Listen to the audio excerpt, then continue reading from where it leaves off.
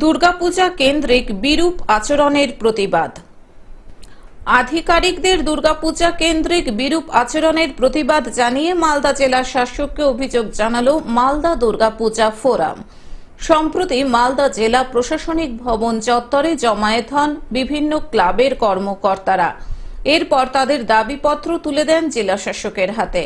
ক্লাবগুলির অভিযোগ, মালদা জেলা দুর্গাপূজা কমিটির উদ্যোক্তাদের বিগত কয়েকদিন ধরে ইংরেজবাজার থানার ভারপ্রাপ্ত আধিকারিক থানায় ডেকে ইলেকট্রিক লাইটের গেট, বিজ্ঞাপনের গেট করতে নিষেধ করেন এবং শুধু তাই নয়, বিজ্ঞাপন দাতাদেরকে ফোন মারফত বিজ্ঞাপন দিতে নিষেধ করেন।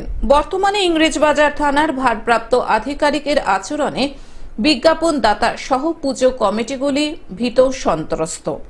কয়েক মাস পূর্বে প্রশাসনিক মিটিং অনুষ্ঠিত হয়, যে মিটিংয়ে অন্য জেলার পূজা কমিটিগুলিকেও আহ্বান করা হয়েছিল।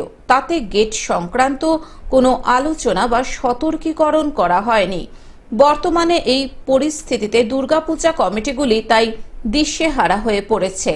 মালদা দুর্গাপূজা ফোরামের তরফ থেকে ইংরেজবাজার শহরে কম বেশি ছোট বড় সমস্ত পূজা কমিটি এখানে আছে। দীর্ঘ বেশ কিছুদিন ধরে শহরে দেখা যাচ্ছে প্রশাসনের একটা অংশ বিভিন্ন ক্লাবগুলোকে আমাদের নোটিশ করছে এবং ক্লাবের যে তোরণগুলো করা হয়, যেটা আমাদের ইংরেজবাজার শহরের যে পুজোগুলো, এরা ধরুন 4-5 জেনারেশন ধরে একই রকম পূজা করে আসছে। আমাদের সিনিয়ররা করেছে, আজকে আমরা করছি, আগামী দিনে আমাদের ভবিষ্যৎ প্রজন্ম করবে।